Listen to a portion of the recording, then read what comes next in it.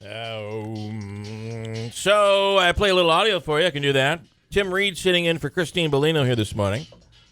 And it was funny, we had the people on the other day that are doing this women's wellness thing up north. Yes. And they were talking about they take a photo of you. I had a hard time when they talked about it because I don't believe in any of that goofiness. But it's probably real, probably. But when they take a picture of you, the photo will show your aura.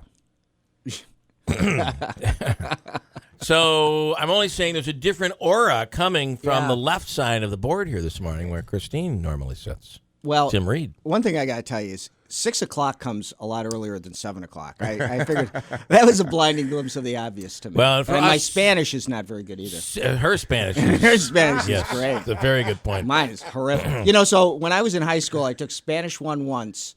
I took Spanish 2 twice, and I said, I'll be darned if I'm taking Spanish 3 times. Yeah. I said, that's enough. It's not taken. I was one of those that back when they had the Regents or non-Regents diploma. Yeah. And I was one of those that kind of skated, and this showed what my personality was all about. You? They put me in non-Regents, and I was all right with it until I got a girlfriend who was first in her class.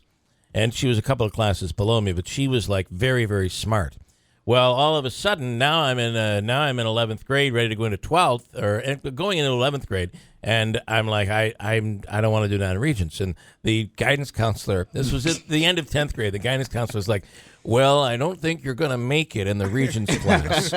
You're doing just fine where you are now. In the slower class. In fact, you're kind of struggling in the non-Regents class. And I'm like, well, that's because I haven't tried. I haven't even tried.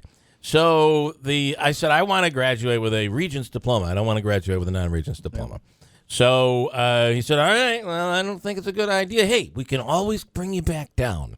Right. So I went into, it was like 80s and 90s, and my senior year, getting 90s on the finals. It shows you, though, especially with boys, I think, that if there's a little tail out there that's wagging, you'll follow that right into good grades. Absolutely. But you'll also can follow the bad way. Absolutely. So that one seems to be that one always seems to be the trail that is mine. Well yes. walked. Yeah. So I do wonder, and that does make you wonder about students in general, doesn't it? When you see it, so kids are struggling, and you say, "Boy, that kid doesn't have a chance. They're never going to make it."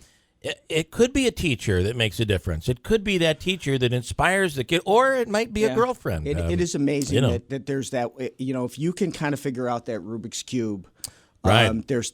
Get in the head. Change so many people's lives. Anyway, 97 average in Spanish, and I really, other than a few choice words, could not speak Spanish. The only way you really learn how to speak is if you're with a family or you're speaking it on a regular basis. Probably that's what my Spanish teacher told me. Said unless you go to like a Spanish speaking country, you're dead. It's not working. Yeah, not going to work for you. All right. Well, let's do this one in English. Are we? This study that has just been done, the survey that was done showing Utica in such a bad light, Utica specifically.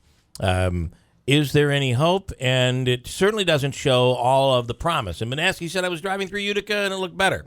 Tim Reed, you were on the tourism board, and you've been a part of bringing money into town with the Boilermaker, and you have an eye on this. What are your thoughts? Well, I think you do wonder where the numbers come from, and they certainly could be lagging indicators. I think this is an issue that's happening with so many Rust Belt states. I mean, I'm surprised Hartford, Connecticut is listed ahead of us. That's shocking being to me. Bad. That's insurance city. Yeah. You've got every major insurance company there, or whatever. So you do sit I'll give there you an and wonder idea a little bit about the size of that market in radio, and I know radio markets.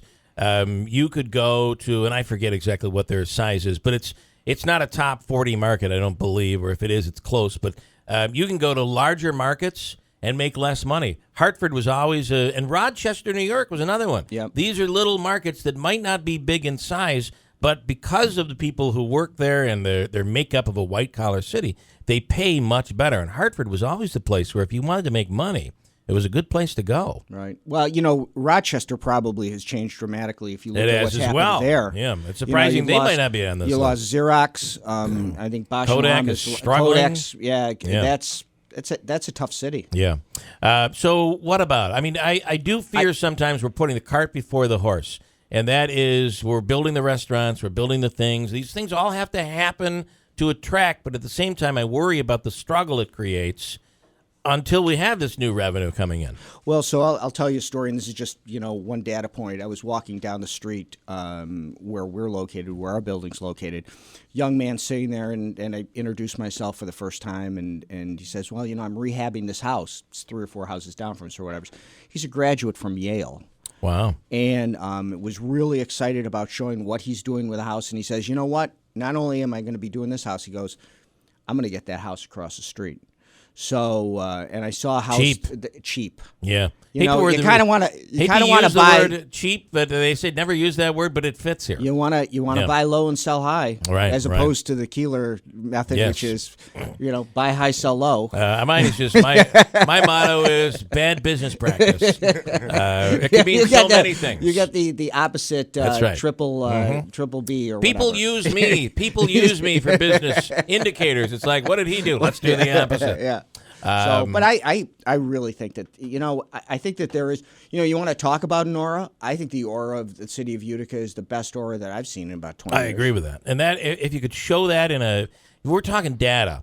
So it's cut and dry, but the data doesn't show the prospects, the possibilities. And remember, we could walk away with this whole thing and be no better off in 5 years, I guess. Mm-hmm. But it doesn't seem that way for the first time. And I've been a part of this on the radio here and lived here my whole life, but on the radio here since the 80s when we did our first big push saying the community's turning around. Tim Julian was mayor. We're turning things around, and it just fizzled. But that never had anything with any money behind it. We've never seen anything in the current history. We've never seen anything like this. Exactly. The kind of money, and we were talking with Griffo when we were in New York City, $1 billion. Just $1 billion has been brought in just in the last few years, and that doesn't count the arterial project and other things. It doesn't count what's going on at Griffiths.